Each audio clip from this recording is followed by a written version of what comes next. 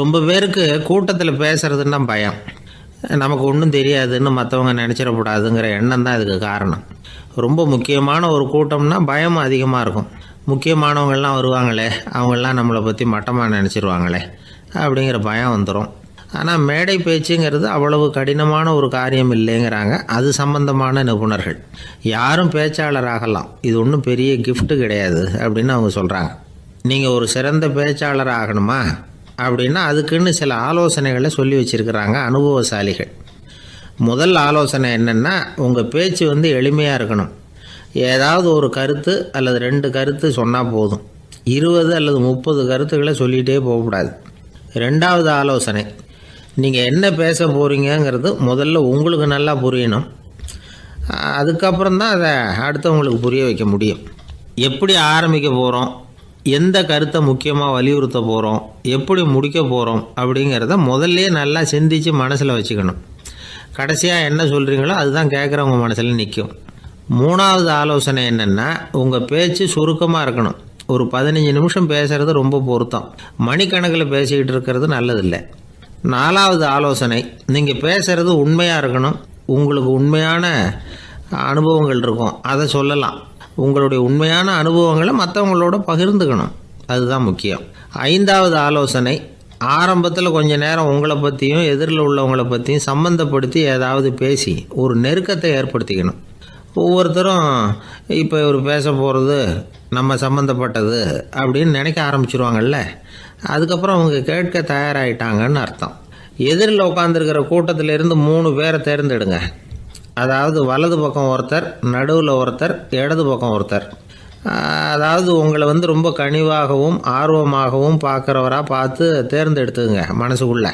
நீங்கள் பேசும்பொழுது என்ன பண்ணணும்னா, இவங்களை நேருக்கு நேராக மாறி மாறி பார்த்துக்கிட்டே பேசுனீங்கன்னா நீங்கள் ஏதோ ஒட்டுமொத்த கூட்டத்தையும் பார்த்து பேசுகிறதாக ஒரு உணர்வு அது ஏற்படுத்திவிடும். 6வது ஆலோசனை என்னென்னா, சொற்பொழிவுன்னா நீங்கள் பேசணும், படிக்கக்கூடாது. எழுதி படிக்கிறது நல்லா இருக்காது. குறிப்புகள் வேணும்னா வச்சுக்கலாம். படிக்கிறது பேப்பர்லேருந்து வர்றது மாதிரி இருக்கும், பேசுகிறது இதயத்திலேருந்து வர்றது மாதிரி இருக்கும். அப்புறம் 7வது ஆலோசனை சொல்கிறாங்க. அது என்னென்னா, மேடையில் ஏறி நின்ன உடனே இயல்பாக மூச்சை இழுத்து விட்டுங்க, இயல்பு நிலைக்கு வாங்க, அதுக்கப்புறம் இயல்பாக பேச ஆரம்பிக்கலாம் அப்படிங்கிறாங்க. இவ்வளவும் பேச்சு கலையில் வல்லுநர்களாக இருக்கிறவங்க சொல்லுகிற ஆலோசனைகள். இதையெல்லாம் கடைபிடிச்சா நமக்கும் அதுக்கும் வெகு தூரம்னு நினச்சிக்கிட்டு இருந்த ஒன்று இப்போ கிட்டத்தில் நெருங்கி வந்துடும். நாம் சொல்கிறபடியெல்லாம் அது கேட்கும். ஒரு பேச்சாளர், அவருக்கு சுருக்கமாகவே பேச தெரியாது. மேடையில் ஏற்றி விட்டுவிட்டா போதும், ஆரம்பிச்சிருவார், நிறுத்த மாட்டார், பேசிக்கிட்டே இருப்பார். ஒரு தடவை அவர் ஒரு கூட்டத்தில் ரொம்ப நேரம் பேசிக்கிட்டே இருக்கிறார். எதிரில் பொறுமை இழந்த ஒருத்தர் தன்னுடைய கை கடிகாரத்தை காட்டினார். அதை கவனித்த பேச்சாளர், மன்னிக்கணும், கை கடிகாரம் நான் கொண்டுகிட்டு வர மறந்துட்டேன், அதுதான் நேரம் போனதே தெரியல அப்படின்னு சொல்லியிருக்கிறார். இதுக்கு அவர் சொன்னாராம் கோபமாக, ஏய்யா கடிகாரத்தை தான் பார்க்க முடியல, மறந்துட்டேன், பக்கத்தில் மாட்டிருக்கிற கேலண்டரையாவது பார்க்கக்கூடாதா அப்படின்னாராம். என்ன சார் உங்கள் பையன் என்ன செஞ்சுக்கிட்டு இருக்கிறான் இப்போ அப்படின்னு கேட்டார் ஒருத்தர். அடிக்கடி கண்ணாடி முன்னாடி நின்று அழகு பார்த்துக்கிட்டு இருக்கிறான் சார் அப்படின்னாரு அப்பா. இளம் பருவம் இப்படி தான் இருக்கும், அதையெல்லாம் சாதாரணமாக நினச்சிடாதீங்க அப்படின்னாரு அவர். என்ன சார் சொல்கிறீங்க, கண்ணாடி முன்னாடி நின்றுக்கிட்டு நேரத்தை வீணாக்கிக்கிட்டு இருக்கான், அதை ஒரு பெரிய விஷயமா நான் நினைக்கணுமா அப்படின்னாரு இவர். இளம் பருவத்தில் இளைஞர்களுக்கும் சின்ன பொண்ணுங்களுக்கும் அடிக்கடி கண்ணாடியில் பார்க்கணும்னு தோணும். அது வெறுமனே அழகு பார்க்கறது மட்டும் இல்லை, அவங்க தங்களையே தேடி கண்டுபிடிக்கிற ஒரு முயற்சி அது. இது ஒரு மனோதத்துவ விளைவு. இது வரைக்கும் சின்ன பிள்ளையா இருந்துட்டோம், இனிமேல் நாமளும் மற்றவங்க மாதிரி மனிதர்கள் தான் அப்படிங்கிற உணர்வு அவங்களுக்கு வருது. தங்களோட முகம் எப்படி இருக்குது, அழகு எப்படி இருக்குது, உடம்பு நேரம் எப்படி இருக்குது, முடி எப்படி இருக்குது அப்படிங்கிறதையெல்லாம் கண்டுபிடிக்கிறாங்க. அதுக்கப்புறம் இன்னொரு ஆணோ பொண்ணோ தன்னை கவனிக்கணும் அப்படின்னு நினைக்கிறாங்க. இதெல்லாம் மனோதத்துவ உண்மைகள், இதெல்லாம் இயற்கை. இதை பார்த்துட்டு பெற்றவங்க பிள்ளைங்க கெட்டு போட்டாங்க அப்படின்னு நினைக்கக்கூடாது, அவங்கள திட்டிகிட்டே இருக்கக்கூடாது. இன்றைக்கி பல குடும்பங்களில் இதுதான் நடந்துக்கிட்டு இருக்குது. மனுஷ வாழ்க்கையிலேயே இப்படியும் இல்லாத அப்படியும் இல்லாத ஒரு பருவம் இளம் பருவம். 13லேருந்து 19 வயசுக்கு உட்பட்ட ஆண்கள் பெண்கள் இந்த வகையை சேர்ந்தவங்க, டீனேஜ் குரூப். இவங்களை சின்னவங்கன்னு நினச்சிட முடியாது, பெரியவங்கன்னு நினச்சிட முடியாது. இவங்க ரொம்ப சென்சிட்டிவ். சமூகம் நினச்சா இவங்களை நல்லவங்களாகவும் ஆக்கலாம், கெட்டவங்களாகவும் ஆக்கலாம். கொஞ்சம் அக்கறை எடுத்துக்கிட்டால் பெரிய பெரிய மேதைகளையும் விஞ்ஞானிகளையும் உருவாக்கலாம். ஆனால் நடக்கிறது என்ன தெரியுமா, அநேகமாக இவங்களை யாருமே சரியாக புரிஞ்சுக்கிறது இல்லை, இவங்களை சரியாக நடத்துறதும் இல்லை. இது வரைக்கும் நாம் சொல்கிறத கேட்டுக்கிட்டு இருந்தான், இப்போல்லாம் அவன் இஷ்டத்துக்கு நடக்க ஆரம்பிச்சுட்டான் அப்படின்னு வருத்தப்படுற பெற்றோர்கள் அதிகம். இது வருத்தப்படுற விஷயம் இல்லை, சந்தோஷப்பட வேண்டிய விஷயம். உங்கள் புள்ள சொந்தமாக யோசிக்க ஆரம்பிக்கிறதும் நடந்துக்க ஆரம்பிக்கிறதும் ஒரு தப்பான விஷயமா? அவன் கடைசி வரைக்கும் உங்கள் பேச்சையே கேட்டுக்கிட்டு இருக்கணுங்கிறது என்ன நியாயம்? இன்னைக்கு இளைஞர்களை பெரியவங்க தப்பாக புரிஞ்சுக்கிட்டு தவறாக நடத்துறதுனால தான் அவங்களுக்கு வெறுப்பு, எரிச்சல், மனக்கசப்பு எல்லாம் உண்டாகுது. பெற்றவங்க சரியாக மதிக்கிறது இல்லை அப்படிங்கிற ஒரே காரணத்தினாலேயே வீணாக போகிற பிள்ளைங்க இன்றைக்கி அதிகம். சரி, பெற்றவங்களுக்கு இன்றைக்கி என்ன தான் புத்தி சொல்ல வர்றீங்க அப்படின்னு கேட்குறீங்களா? நாம் எதையும் சொல்ல வரல, ஆனால் அது சம்பந்தமான சில நிபுணர்கள் சொல்லியிருக்கிறத உங்கள் காதில் போட்டு வைக்கலாம். அது என்னென்னா, பிள்ளைங்க கிட்ட அன்பு செலுத்துங்க. குழந்தையா இருந்தப்போ எவ்வளவு பாசமாக இருந்தீங்க, வளர வளர அதை ஏன் குறைச்சிக்கிறீங்க? பெற்றவங்களின் அன்பான வார்த்தைகளுக்கு ஏங்குறவங்க தான் இன்றைய இளைஞர்கள். அவங்க எதை சொன்னாலும் அதை அக்கறையாக காது கொடுத்து கேளுங்க, அலட்சியப்படுத்தாதீங்க.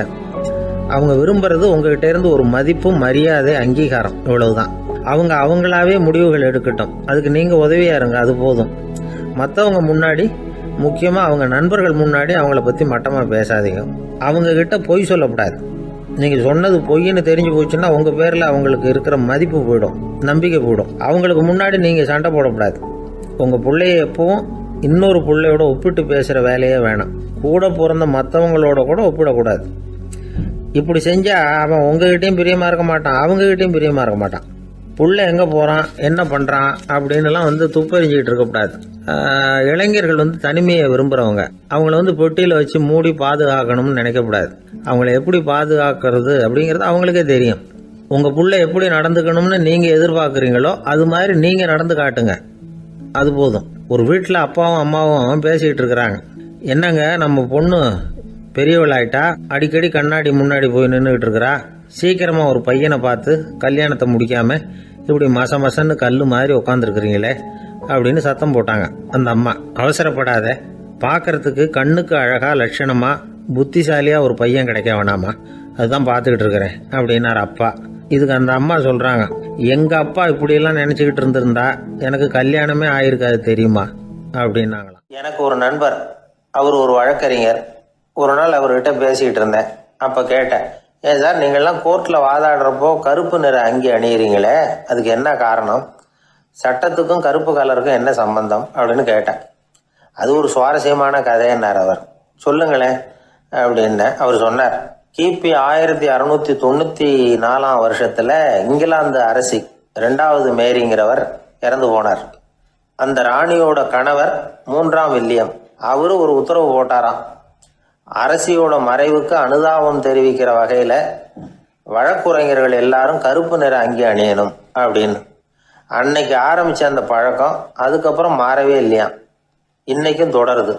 வழக்குரைஞர்கள்லாம் முதல்ல கருப்பு அங்கி மட்டும்தான் அணிஞ்சாங்களாம். அதில் ஒரு சின்ன சங்கடம், ஏற்கனவே உடம்பு கருப்பாக இருக்கிறவங்க அதுக்கு மேலே கருப்பு ட்ரெஸ் வேற போட்டுக்கிட்டா முகம் பளிச்சுன்னு தெரியாது இல்லையா? அதனால் முகம் பளிச்சுன்னு தெரியறதுக்காக அவங்கெல்லாம் வெள்ளை நிற பட்டியை அணிய ஆரம்பித்தாங்களாம். இப்படி தான் இங்கிலாந்தில் அந்த பழக்கம் ஆரம்பமாயிருக்குது. அந்த சமயத்தில் இந்தியாவை ஆண்டது பிரிட்டிஷ்காரங்க தானே, அதனால் இங்கேயும் அந்த பழக்கம் அப்படி நடைமுறைக்கு வந்துட்டுது. அதே மாதிரி சர்ச்சிலின் மூதாதையரான மார்ல்பரோ பிரபுவின் ஞாபகார்த்தமாக நீதிபதிகள் இந்த வெள்ளை குள்ளாய் அணிகிற முறை பழக்கத்துக்கு வந்துதான். இதுதான் என்னுடைய நண்பர் சொன்ன தகவல்.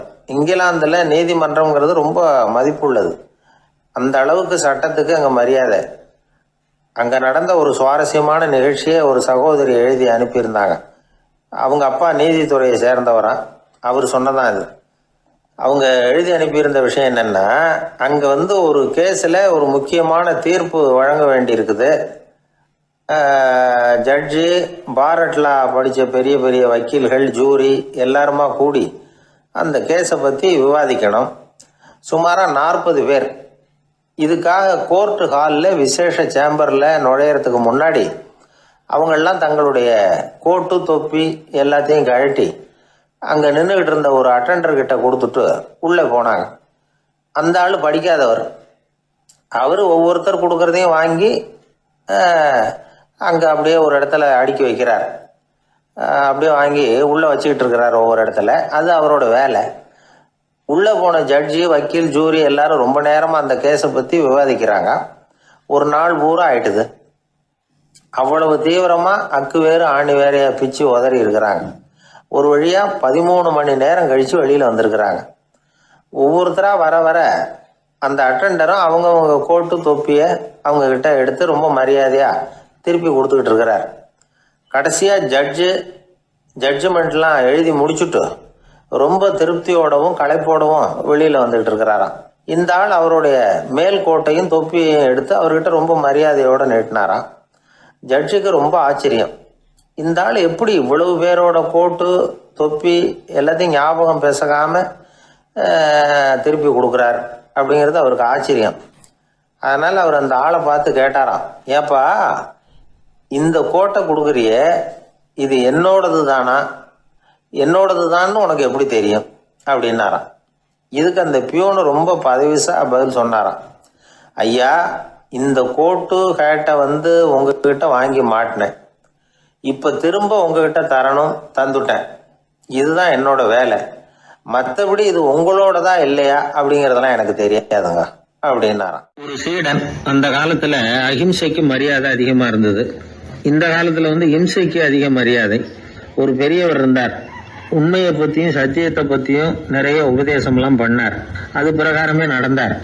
அவர் பின்னாடி நிறைய கூட்டம்லாம் இருந்தது. சீடர்கள் அதிகமா இருந்தாங்க. அவர் கொள்கைக்கு மரியாதை இருந்தது. ஆனா காலப்போக்கில் அந்த மரியாதை குறைஞ்சி போச்சு. அவர் பின்னாடி போன கும்பலும் குறைஞ்சி போச்சு. இது ஏன்? இப்படி ஒரு கேள்வி கேட்டார் ஒருத்தர். அதுக்கு பதில் சொல்ல வந்தார் ஒருத்தர். அவரு ஒரு கதையை சொன்னார். சீக்கிய கதை. அதாவது மகான் குருநானக் உபதேசம் பண்ணிக்கிட்டு இருந்த காலம். அவர் பின்னாடி ஏகப்பட்ட கூட்டம் போற இடமெல்லாம் மக்கள் வெள்ளம் அவர் பின்னாடியே போயிட்டு இருந்ததுதான். அவர் எந்த ஊருக்கு போனாலும் எல்லாரும் பின்னாடியே போனாங்க. இந்த கூட்டத்தையும் அவங்க கிட்ட இருக்கிற ஆர்வத்தை போனார் ஒருத்தர். அவரு குருநானக்கோட நண்பர். அவர் நேரா போய் குருநானக்க பார்த்தார். ஆகா, உங்களுக்கு தான் எத்தனை 1000 சீடர்கள் அப்படின்னார். குருநானக் இதை கேட்டுட்டு லேசா சிரிச்சார். அவ்வளவுதான், பதில் எதுவும் சொல்லல. கொஞ்ச நாள் கழிச்சு குருநானக் ஒரு ஊரை விட்டுட்டு இன்னொரு ஊருக்கு புறப்பட்டார். ஆயிரக்கணக்கான ஜனங்கள் பின்னாடி போனாங்க. சும்மா போல குரு மகாராஜுக்கு ஜே அப்படின்னு கோஷம் போட்டுக்கிட்டே போறாங்க. ஒரு சாலை ஓரமா போய்கிட்டே இருக்கிறாங்க. திடீர்னு ஒரு இடத்துல ஆகாசத்துல இருந்து செப்பு காசுகள் மழை மாதிரி கொட்டுச்சு. கோஷம் போட்டுக்கிட்டு வந்தவங்க எல்லாம் பாதி பேர் உடனே கதைஞ்சு ஓடினாங்க. அவங்களுக்கு கிடைச்ச செப்பு காசையெல்லாம் பொறுக்கிட்டு மடியில கட்டிக்கிட்டு சொல்லிக்காம கொள்ளாம நழுவி போயிட்டாங்க. அவர் இதையெல்லாம் கவனிக்காம தொடர்ந்து போயிட்டே இருக்கிறார். அடுத்த ஊருக்கு போனார். அங்க மறுபடியும் ஒரு பணமழை. போன தடவை செப்பு காசு கொட்டுச்சு, இந்த தடவை இங்க வெள்ளி காசா கொட்டுது. இப்போ இருந்த கூட்டத்துல பாதி பேர் கும்பல் அப்படியே கலைஞ்சு ஓடி போய் முடிஞ்ச அளவுக்கு அதை பொறுக்கிட்டு அப்படியே ஓடிட்டாங்க. குருநானக் தொடர்ந்து போறார். இன்னொரு ஊர்ல மறுபடியும் பணமழை. இந்த தடவை வெறும் தங்க காசா விழுது. இதை பார்த்ததும் மீதி இருந்த கும்பலும் கலைஞ்சு ஓடி போய் தங்க காசை அள்ளிக்கிட்டு அம்பேல் ஆயிட்டுது. குருநானக் திரும்பி பார்த்தார். கடைசியா எஞ்சி இருந்தது ஒரே ஒரு சீடர் தான். செப்பு காசு, வெள்ளி காசு, தங்க காசு எதையும் பொருட்படுத்தாம இவர் பின்னாடியே வந்துகிட்டு இருக்கிறார். நீதான்ப்பா என்னுடைய உண்மையான சீடன் அப்படின்னு சொல்லி அவரை வாழ்த்தி அவர்கிட்ட தன்னுடைய பணிகளை ஒப்படைச்சாராம் குருநானக். அவ்வளவுதான் அந்த கதை. அதை கேட்டதும் உண்மைக்கு ஏன் மரியாதை குறைஞ்சு போச்சுங்கிறது புரியுது. நல்லவங்க பின்னாடி போற கூட்டம் குறையறதுக்கு இதுதான் காரணம். காசு தான் முக்கியம்னு நினைக்கிறவங்க அதிகமாயிட்டாங்க இந்த காலத்துல. காசு முக்கியம்தான், இல்லைன்னு சொல்லல. ஆனா காசு நமக்கு அடிமையா இருக்கணும். வேலைக்கார மாதிரி இருந்து வேண்டியதை வாங்கி கொடுக்கணும். நாம காசுக்கு அடிமையாயிடக்கூடாது. அப்படி ஆகும் பொழுதுதான் விவகாரம் ஆரம்பம். இந்த காலத்து குரு ஒருத்தர், அவருக்கு பின்னாடி ஏகப்பட்ட சீடர்கள் இருந்தாங்க. ஒரு காலத்துல ஒவ்வொரு கட்டத்துல ஒவ்வொருத்தரா நழுவி போயிட்டாங்க. இப்ப மிஞ்சி இருக்கிறது ஒரே ஒரு சீடன் தான். ரொம்ப பவ்யமா கையை கட்டிட்டு அவர் முன்னாடி உட்காந்துருக்கிறான். கடைசியில நீ மட்டுமாவது இருக்கியப்பா, அது போதும், நீ தான் எனக்கு உண்மையான சீடன் அப்படின்னாராம் குரு. அதுக்கு அந்த சீடன் சொல்லியிருக்கான், அப்படி இல்லைங்க சுவாமி, நீங்க இப்போ உட்காந்துக்கிட்டு இருக்கிற பீடத்துக்கு அடியில பெட்டியில பணம் வச்சிருக்கிறீங்க, அது எனக்கு தெரியும். அதனால நீங்க எப்போ எழுந்திரிச்சு அந்த பக்கம் போவீங்கன்னு பாத்துக்கிட்டு இருக்கிறேன் அப்படின்னு. ஒரு ஊர்ல ஒரு துறவி இருந்தார், புத்த சமய துறவி. அந்த ஊர் மன்னன் அவரை பத்தி கேள்விப்பட்டிருக்கான். ஒரு நாள் புறப்பட்டு போனான். துறவியின் பாதங்களை தொட்டு வணங்கினான். அதுக்கப்புறம் சொன்னான், ஐயா, நான் உங்களை அரண்மனைக்கு அழைச்சிட்டு போறதுக்காக வந்திருக்கிறேன். இனிமே நீங்க இங்க எதுக்கு இருக்கணும் அப்படின்னானா. அவன் மனசுக்குள்ள என்ன நினைப்புன்னா, இவர் எங்க வர போறாரு, நான் ரொம்ப எளிமையானவன், எனக்கு எதுக்கு அரண்மனை வாசம்னு சொல்லிவிடுவார் அப்படின்னு நினைச்சிருக்கான். ஆனா அந்த துறவி என்ன பண்ணார் தெரியுமா? அப்படியா, சரி போகலாம் வா, போய் உன் ரதத்தை கொண்டுட்டு வா, அரண்மனைக்கு போகும்பொழுது அதுக்கு தகுந்த மாதிரி ஆடம்பரமாக போகணும் அப்படின்னு விட்டாரான். துறவி இப்படி சொன்னதும் அந்த மன்னனுக்கு மனசுக்குள்ள சந்தேகம் வந்துட்டுது. இவர் உண்மையிலேயே துறவி தானா, ஏமாத்து பேர் வழி மாதிரி தெரியுதே அப்படின்னு நினச்சிருக்கான். இருந்தாலும் இனிமேல் என்ன பண்ணுறது, சொல்லியாச்சு. ரதத்தை கொண்டுகிட்டு வந்தான். துறவி ஏறி உட்காந்தார். பக்கத்தில் ராஜா. அவர் ரொம்ப உற்சாகமாக வரார். இவன் ரொம்ப சோர்ந்து போய் வரான். துறவி மரத்தடியிலேயே வாழ்ந்து பழக்கப்பட்டவர், அரண்மனையில் எளிமையாக ஒரு இடத்துல உட்காந்துக்குவார் அப்படின்னு நினச்சான். ஆனால் அப்படி இல்லை. அரண்மனைக்கு வந்த உடனே அந்த துறவி அதை கொண்டுட்டு வா இதை கொண்டுட்டு வான்னு சொல்லி உத்தரவு போட ஆரம்பிச்சுட்டார். அரண்மனையில் இருந்தால் அரசனை மாதிரி இருக்கணும் அப்படிங்கிறார். ராத்திரி பூரா சௌகரியமாக தூங்கினார். பகலில் அரண்மனை தோட்டத்தில் உலாவ வேண்டியது, நீச்சல் குளத்தில் குளிக்க வேண்டியது, இப்படியே பொழுது போக்கிட்டு இருக்கிறார். அந்த அரண்மனையில் துறவி மகிழ்ச்சியாக இருக்கிறார். மன்னனால் அப்படி இருக்க முடியல. அவருக்கு எந்த கவலையும் இல்லை, இவனுக்கு அரசாங்க கவலைகள். துறவி அப்படி இருக்கிறத இவனால் தாங்கிக்க முடியல. ஒரு நாள் அவர்கிட்டயே போய், நான் உங்ககிட்ட கொஞ்சம் பேசணும் நானா. துறவி பார்த்தார். நான் இந்த அரண்மனைக்கு வரும்பொழுதே நீ என்னமோ என்கிட்ட கேட்கணும்னு நினைச்ச, ஏன் காலதாமதம்? நீ அனாவசியமாக உன்னையே தொந்தரவு பண்ணிகிட்டு இருக்கிற, நீ கவலையாக இருக்கேங்கிறது எனக்கு புரியுது. நான் மரத்தடியில் இருந்தப்போ கூட என்னை அடிக்கடி சந்திச்சுக்கிட்டு இருப்பேன், ஏதாவது விளக்கம் கேட்கறது உண்டு. இங்கே வந்த பிறகு என்னை சந்திக்கிறது கூட அபூர்வமாக போயிட்டுது. நீ இப்போ என்ன கேட்க போறேங்கிறது எனக்கு தெரியும், இருந்தாலும் கேளு அப்படின்னாராம். வேற ஒன்றும் இல்லைங்க, இப்போ உங்களுக்கும் எனக்கு என்ன வித்தியாசம்?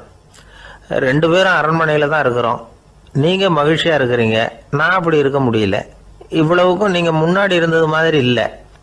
தினமும் தங்கத்தேர் கேட்குறீங்க, உயர்தரமான ஆடைகள் அணிகிறீங்க, சுவையான சாப்பாடு. இப்படி இருக்கிறப்போ உங்களுக்கும் எனக்கு என்ன வித்தியாசம்? இதுதான் மன்னனுடைய கேள்வி. இதுக்கு பதில் சொல்கிறேன், என் கூட புறப்பட்டு வா, இந்த நகரத்துக்கு வெளியில் போவோம் அப்படின்னு சொல்லி அரசனை கூப்பிட்டுக்கிட்டு ஊர் எல்லைக்கு சேர்ந்தார் துறவி. அங்கே போய் சொன்னார், இதை பாருப்பா, இந்த இடத்த தான் தேடிக்கிட்டு இருந்தேன். இனிமே நான் திரும்பி வர போகிறதில்ல. நீ என்னோட வர்றியா திரும்பி போறியா அப்படின்னார். நான் எப்படிங்க உங்கள் கூட வர முடியும்? என்னுடைய நாடு, என்னுடைய சொத்துக்கள், மனைவி, மக்கள் எல்லாத்தையும் விட்டுட்டு எப்படிங்க வர்றதுன்னா. இப்போ அந்த துறவி சொன்னார், இப்போ வித்தியாசத்தை தெரிஞ்சுக்கிட்டியா? நான் அரண்மனையில் இருந்தேன், எல்லா வித பொருள்களும் உடையவனாக இருந்தேன், ஆனால் எதையும் சொந்தம் கொண்டாடுறவனா இருக்கல. ஆனால் நீ அப்படி இல்லை, எல்லாத்தையும் சொந்தம் கொண்டாடிக்கிட்டு இருக்கிற. இதுதான் நமக்குள்ள வித்தியாசம் அப்படின்னு சொன்னார். அரண்மனை ஆடைகளை அப்படியே களைஞ்சார், அரசங்கிட்ட கொடுத்தார். உன்னுடைய ஆடைகளை நீயே வச்சுக்கோன்னார். அவர் பாட்டுக்கு நடந்து போனார், திரும்பியே பார்க்கல. அரசனுக்கு அப்போதான் தன்னுடைய அறியாமை விளங்குச்சான். இதிலிருந்து நாம் புரிஞ்சிக்க வேண்டியது என்னன்னா, இந்த உலகத்தில் எத்தனையோ பொருள்கள், அதையெல்லாம் முறையாக பயன்படுத்தினா மகிழ்ச்சி. அதை விட்டுட்டு அதுக்கெல்லாம் சொந்தம் கொண்டாட ஆரம்பித்தா கவலை. நம்ம ஆட்கள் சொந்தம் கொண்டாடுற விதமே தனி. ஒரு ஆள் இன்னொருத்தங்கிட்ட ஒரு கொடை கடன் வாங்கியிருந்தான், திருப்பி கொடுக்கல. கொடையை கொடுத்தவன் கேட்டான், என்கிட்ட கடன் வாங்கினிய கொடை, அதை கொஞ்சம் திருப்பி தர்றியான்னா. அது உனக்கு இப்போ அவசரமாக தேவைப்படுதா அப்படின்னு கேட்டான் இவன். எனக்கு தேவைப்படலை, அந்த கொடையை நான் யாருக்கிட்ட வாங்கியிருந்தேனோ அவனுக்கு இப்போ அது அவசரமாக தேவைப்படுது அப்படின்னானா அந்த ஆள். ஒரு அப்பாவுக்கு 2 பிள்ளைங்க.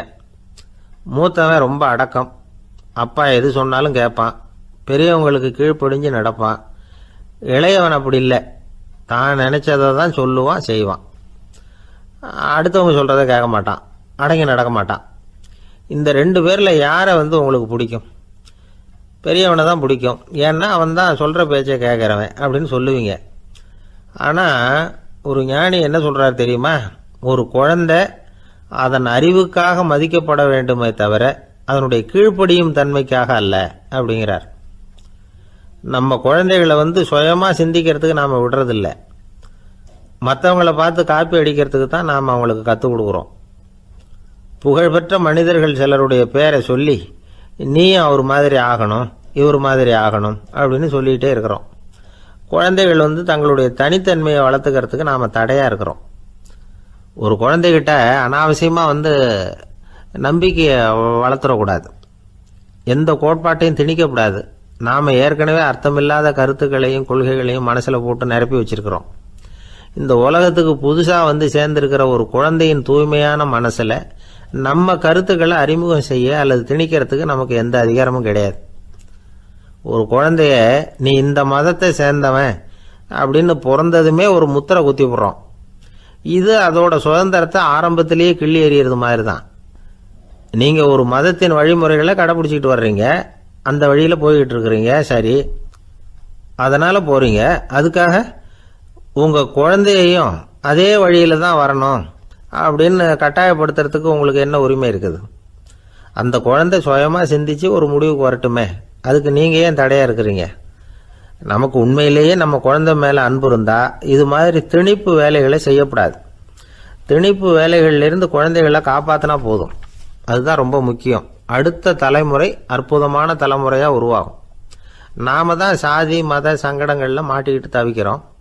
அவங்களாவது சாதி மத வேறுபாடு இல்லாத சமுதாயத்தை பார்க்கட்டுமே, அந்த சௌகரியங்களை அனுபவிக்கட்டுமே. அதுக்கு நாம் என்ன செய்யணும்னா ஒன்றும் செய்யாமல் இருந்தால் போதும். ஒரு குழந்தைகிட்ட நம்ம கருத்தை திணிக்கும் பொழுது என்ன ஆகுது தெரியுமா? அது அவனை அவங்கிட்ட இருந்தே அப்புறப்படுத்தி விடுது. அவனுடைய தனித்தன்மையை அழிச்சுடுது. அவனை ஒரு எல்லைக்குள்ளே திணிச்சுடுது. இதெல்லாம் அன்புங்கிற பேரால் பெற்றோர்கள் செய்கிற தப்பு. இதெல்லாம் கேட்டுக்கிட்டு இந்த காலத்தில் அப்பா ஒருத்தர் சொன்னார், நான் கருத்துக்களை எல்லாம் என் பையன்கிட்ட திணிக்கிறது இல்லைங்க, ஆனால் அதிகமாக சாப்பிட சொல்லி கட்டாயப்படுத்துவேன் அப்படின்னார். உங்கள் வீட்டு சமையல் அவ்வளோ நல்லா இருக்குமான்னு கேட்டாங்க. நல்லா இருந்தால் நான் ஏன் அவனை சாப்பிட சொல்லி கட்டாயப்படுத்த போகிறேன் அப்படின்னார். கிபி 1078 வருஷம் மார்ச் மாதம் 19 திங்கட்கிழமை அதிகாலை நேரம் ஒரு குழந்தை பிறந்தது. எங்க தெரியுமா? காஸ்பியன் கடலுக்கு தெற்கே பாரசீக மொழி வழங்கிய தபரிஸ்தான் மாநிலத்தில் ஜீலான்கிற புனித நகர், அதோட புறநகர் பகுதியில் உள்ள நீப்புங்கிற ஊர்ல தான் அந்த குழந்தை பிறந்தது. அந்த இடம் இப்போ ரஷ்யாவில் இருக்கு. அந்த குழந்தை யாருன்னு நினைக்கிறீங்க? அதுதான் முஹித்தீன் பெருமான், ஆன்மீக சாதனைகள் புரிந்த மகான்.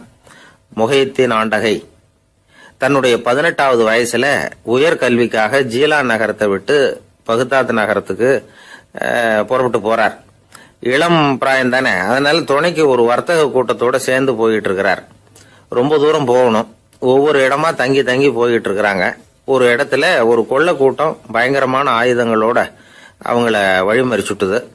அந்த வர்த்தக கூட்டம் வச்சிருந்த பொருள்களை எல்லாம் அவங்க பறிச்சு விடுறாங்க. இவங்களும் பயந்துகிட்டு இருந்தது எல்லாத்தையும் அவங்க கிட்ட கொடுத்துட்றாங்க. முஹித்தீன் ஆண்டகை மட்டும் இதையெல்லாம் பார்த்துக்கிட்டு தனியா ஒதுங்கி நிற்கிறார். ஒரு 18 வயசு பையன் மட்டும் இப்படி தனியா அநாத சிறுவன் மாதிரி நின்றுட்டு இருக்கிறத அந்த கொள்ளை கூட்டத்தில் இருந்த ஒருத்தன் பார்க்கறான். கிட்ட நெருங்கி வர்றான். அலட்சியமாகவும் கிண்டலாகவும் உங்ககிட்ட ஏதாவது இருக்குதா அப்படின்னு கேட்குறான். இவங்கிட்ட என்ன இருக்க போகுது அப்படிங்கிற நம்பிக்கையில் அவன் அப்படி கேட்குறான். உடனே இவர், ஓ இருக்குதே, என்கிட்ட 40 தீனார் இருக்கு அப்படிங்கிறார். இப்படி சொல்லியும் அந்த கொள்ளைக்காரனுக்கு நம்பிக்கை வரல. என்னிடம் விளையாடாத, பொய் சொல்லாத, உண்மையை சொல்லு அப்படிங்கிறான் அவன். உண்மையைத்தான் சொல்றேன், என்கிட்ட 40 தீனார் இருக்கு அப்படிங்கிறார் இவர். எங்க வச்சிருக்கிற அப்படின்னு கேட்கறான். சட்டையின் விழாப்புறத்தில் உள்ள பகுதியில அதை வச்சு தச்சிருக்கிறாங்க அப்படின்னு உண்மையை சொல்றார். உடனே கொள்ளை கூட்ட தலைவன் அதை கத்தியால கீறிப்பார் அப்படின்னு உத்தரவு போடுறான். அந்த சட்டையை கிழிக்கிறாங்க. உள்ள இருந்து 40 பொற்காசுகளும் பொல பொலன்னு கீழே கொட்டுச்சு. அதை பார்த்த உடனே அந்த கொள்ளை கூட்ட தலைவன் மலைச்சு போய் நின்னுட்டான். காசை பார்த்துட்டு அவன் மலைச்சு போகல, பொய் பேசாத அந்த பையனோட நேர்மையை பார்த்துட்டு அவன் அப்படி நின்னான். மெதுவா அந்த பையன்கிட்ட வந்தான். ஏன்பா, நீ என்ன பணக்கார குடும்பமா அப்படின்னு கேட்டான். அப்படிலாம் இல்ல, எனக்கு அப்பா இல்ல, அம்மா மட்டும்தான் உண்டு. எங்க அப்பா எனக்குன்னு விட்டு போன சொத்தே இந்த 40 தீனார் தான் அப்படின்னாரு இவர். அப்படி இருந்துமா உண்மை பேசணும்னு ஆசைப்பட்டேன். என்கிட்ட ஒண்ணும் இல்லைன்னு ஒரு வார்த்தை சொன்ன உன்னை விட்டுருப்போமே அப்படின்னா அவன். அப்படி இல்லைங்க, நான் இறைவன் திருநாமத்தை அறியக்கூடிய கல்வி ஞானத்துக்காக இப்ப போயிட்டு இருக்கிறேன். இறைவன் திருநாமத்தை உச்சரிக்க வேண்டிய நாவால பொய் பேசக்கூடாதுன்னு எங்க அம்மா சொல்லியிருக்கிறாங்க. அதனால நான் எப்பவுமே பொய் சொல்ல மாட்டேன் அப்படின்னு என்னுடைய தாய்க்கு வாக்கு கொடுத்திருக்கிறேன் அப்படின்னார் அவர். முஹித்தீன் பெருமான் வார்த்தைகளை கேட்ட அந்த கொள்ளையர்கள் மனம் திருந்தி நல்லவங்களா ஆயிடுறாங்க. அந்த கொள்ளையர் தலைவன் பிற்காலத்துல ஒரு பெரிய மகான் ஆயிடுறார். பெரியவர்கள் வாழ்க்கையில நடக்கிற இது மாதிரி சம்பவங்கள் தான் நாம நல்ல விதமா வாழறதுக்கு துணையா இருக்கும். அந்த காலத்துல கொள்ளையர்களே பெரியவங்க செயலை பார்த்து மனம் திருந்தி இருக்கிறாங்க. இந்த காலத்துல யார் இப்படி இருக்கிறா? இந்த காலத்துல மகான் ஒருத்தரை பார்த்தேன், எனக்கு வேண்டியப்பட்ட மகான். ஏங்க நீங்களும் மகான் ஆகிறதுக்கு முன்னாடி கொள்ளை அடிச்சுட்டு இருந்தீங்களா அப்படின்னு கேட்டேன். அவர் மெதுவா கண்ணை திறந்து என்ன நிமிர்ந்து பார்த்தார். அப்படி இல்லப்பா, நான் கொள்ளை அடிக்கிறதுக்காகத்தான் மகானாவே ஆகி இருக்கிறேன் அப்படின்னு சொல்லிவிட்டு மறுபடியும் கண்ணை மூடிட்டார். மனிதர்கள்ல சில பேர் ரொம்ப வித்தியாசமா நடந்துக்குவாங்க. மற்றவங்களுக்கு அது ரொம்ப ஆச்சரியமா கூட இருக்கும். அந்த ஆள் ஒரு மாதிரி பார்த்து நடந்துக்கோ அப்படின்னு கூட சொல்கிறது உண்டு. இவங்களை பார்த்து நாம் பித்து குளியும்போம். உளவியல் இவங்களை எக்ஸென்ட்ரிக்ஸ் அப்படின்னு சொல்லுது. இவங்களை மனநோயாளிகள்னு தவறாக புரிஞ்சிக்கக்கூடாது. அவங்க வேற இவங்க வேற. எக்ஸென்ட்ரிக்ஸ் பற்றின சில விவரங்கள் ஒரு புத்தகத்தில் இருக்குது. அதாவது ஸ்காட்லாந்தில் ஒரு உளவியல் மருத்துவர் அதை எழுதியிருக்கிறார். அவர் பேர் டாக்டர் டேவிட் வீக்ஸ். அவருக்கு ஒரு உதவியாளர் இருந்தாராம். அவர் பேர் கேட் வுட். இவங்க 2 பேரும் சேர்ந்து இங்கிலாந்து பூரா சுற்றி பார்த்துருக்காங்க. 3 வருஷம் சுற்றினாங்களாம். நான் சொன்னது மாதிரி ஒரு மாதிரியாக இருக்கிற ஆசாமிகள் பல பேரை சந்தித்து பேசி அவங்கள பற்றி ஆய்வுலாம் நடத்தியிருக்கிறாங்க. அப்படி நடத்தி அதை ஒரு புஸ்தகமாக எழுதியிருக்கிறாங்க. நிறைய பேசி பார்த்துட்டு அவங்க சொல்லியிருக்கிறத கேட்டால் ரொம்ப ஆச்சரியமாக இருக்குது. நாம் இவங்களை பார்த்து பித்துக்குழிங்கிறோம், எக்ஸென்ட்ரிக்ஸ் அப்படின்னு சொல்கிறோம், கிண்டல் கூட பண்ணுறோம். ஆனால் அவங்களோட அறிவு ரொம்ப தெளிவானதான். இந்த ஆராய்ச்சியாளர்கள் சொல்கிறாங்க. அவங்க உடல் நலமும் ரொம்ப நல்லா இருக்குதான், உடம்புலையும் எந்த கோளாறும் இல்லையா. அவங்களுக்கு மகிழ்ச்சியும் அதிகமாக, ஆயுளும் அதிகமாக. அவங்களில் பல பேர் என்ன சொல்கிறாங்கன்னா, நீங்கள் நினைக்கிறது மாதிரி இல்லை நாங்கள், ஆனால் நாங்கள் மற்றவங்கள்லேருந்து வேறுபட்ட தன்மை உள்ளவங்க அப்படிங்கிறத ஒத்துக்கிறாங்களாம். இந்த உலகம் பிறந்ததுலேருந்தே இப்படிப்பட்ட வித்தியாசமான ஆசாமிகளும் பிறந்திருக்கிறாங்க. சரி, அப்படிப்பட்டவங்க எப்படி இருப்பாங்க? இப்போ ஒரு மகாராஜா தன்னோட நாய்க்கு லட்சக்கணக்கில் பணம் செலவு பண்ணி கல்யாணம் பண்ணி வச்சிருக்கிறார். ஒரு கோடீஸ்வரர் தான் வளர்த்துக்கிட்டு இருந்த பூனைகளுக்கு தன்னோட சொத்து பூராவை எழுதி வச்சிருக்கிறார். இது மாதிரி ஒருத்தர் 2 பேர் இல்லை, நிறைய பேர் உண்டு. சில பேர் எப்படி தெரியுமா, அவங்களுக்கு வசதியில் எந்த குறையும் இருக்காது. வீடு, காரு, பணம் எல்லாம் தாராளமாக இருக்கும். அப்படி இருந்தாலும் அவங்கக்கிட்ட ஒரு பழக்கம் இருக்கும். யாராவது ஒரு நண்பர் வீட்டு விசேஷத்துக்கு போயிருப்பார், இல்லைன்னா ஒரு கடைக்கு போயிருப்பார். அவங்க ரொம்பவும் மரியாதையாக வரவேற்று எல்லாம் பண்ணிகிட்டு இருப்பாங்க. ஆனால் இவர் அவங்களுக்கு தெரியாமல் ஏதாவது ஒரு பொருளை திருடி பாக்கெட்டில் போட்டுட்டு வந்துடுவார். அப்படி வந்தால் தான் இவருக்கு திருப்தி. பல பேர் அவங்க வளர்த்த பிராணிகளுக்கு பளிங்கு கல்லால் சமாதி கட்டி வச்சிருக்கிறாங்க. இப்படிலாம் பண்ணுறாங்க. பல பேர் அவங்களுக்கு பிடித்தமான ஒருத்தர் எப்படியோ அதே மாதிரி தலைமுடி, தாடி வச்சுக்கிறது, உடை உடுத்திக்கிறது, மலை குகையில் போய் குடியிருக்கிறது, இப்படி எவ்வளவோ வினோதமான நடவடிக்கைகள். இவங்களெல்லாம் ஆய்வு பண்ணின டாக்டர் வீக்ஸ் என்ன சொல்கிறாரு தெரியுமா? பொதுவாக இவங்க உயர்ந்த புத்திசாலிகளாக இருக்கிறாங்க. ஒருமைப்பட்ட மனம், கருமையுமே கண்ணான பண்பு, தனிமையை நாடுற மனப்பான்மை எல்லாம் இவங்களுக்கு உண்டு. அவங்களில் பல பேர் அவங்க பெற்றோருக்கு முதல் குழந்தை அல்லது ஒரே குழந்தை, இப்படி தான் இருக்கிறாங்க. இது மாதிரியானவங்க பெண்கள் 1 பங்குன்னா ஆண்கள் 2 பங்கு. இவங்கெல்லாம் ஆக்கப்பூர்வமான செயல் செய்கிறாங்க. அப்படிப்பட்டவங்களாக தான் இருக்கிறாங்க. அடுத்தவங்க கிட்ட அன்பு காட்டுறவங்களா இருக்கிறாங்க, உற்சாகம் ஊட்டுறவங்களா இருக்கிறாங்க. அவங்களுடைய ஆக்கப்பூர்வமான பணிகளுக்கு ஊக்கம் கொடுத்தா அவங்க மன சந்தோஷமும் உடல் நலமும் பெருகும், ஆயுளும் கூடும். இதெல்லாம் அந்த டாக்டருடைய கண்டுபிடிப்பு. பித்துக்குழித்தனத்துக்கும் மனநோய்க்கும் வித்தியாசம் உண்டுங்கிறத சொல்கிறது தான் இந்த தகவல். அதனால் 2ம் ஒன்றுன்னு நினச்சிடக்கூடாது. ஒரு நண்பன் ஒருத்தனை பற்றி சொல்கிறோம். அவன் எந்த வகைன்னு நீங்களே முடிவு பண்ணுங்களேன். அவன் ஒரு கல்யாண வீட்டுக்கு போய் சாப்பிட்டுட்டு வெளியில் வந்தோம். அவன் கூட வெளியில் வந்த உடனே ரொம்ப நேரமாக தன்னோட செருப்பை தேடிக்கிட்டு இருந்தான். என்னப்பா இன்னுமா உன் செருப்பு கிடைக்கல அப்படின்னு கேட்டோம். இல்லை என்னது முன்னாடியே கிடைச்சுட்டுது, அதை விட நல்லதாக ஏதாவது கிடைக்குமான்னு பார்க்குறேன் அப்படின்னா. அவன் பத்திரிகையில் வர்ற செய்திகளை கூட நகைச்சுவை சொல்றது உண்டு. அதாவது அதை நேரடியாக சொன்னால் வானொலியில் அனுமதிக்க மாட்டாங்க சில விஷயங்களை. அது சின்னாருக்கு கௌரவ குறைச்சல், அது வேடிக்கை கலந்து நகைச்சுவோடு சொல்லும்பொழுது அதை அனுமதிச்சிருவாங்க. அப்போ அந்த விசாரணை கமிஷன் அது நிறைய நடந்துகிட்டு இருந்தது. டெல்லியில இருந்து அமலாக்க பிரிவு அதிகாரிகள்லாம் வராங்க போறாங்கன்னு பத்திரிகையில் அமர்க்கப்பட்ட இடம். அந்த நேரம் நான் ஒரு ரேடியோவில் ஒரு செய்தியை தயார் பண்றோம். அப்போ என்ன பண்ணேன்னா, இது மாதிரி அந்த பத்திரிகை செய்தியை வச்சுக்கிட்டே ஒரு செய்தி சொன்னோம், இன்னொரு தகவல் சொல்லி.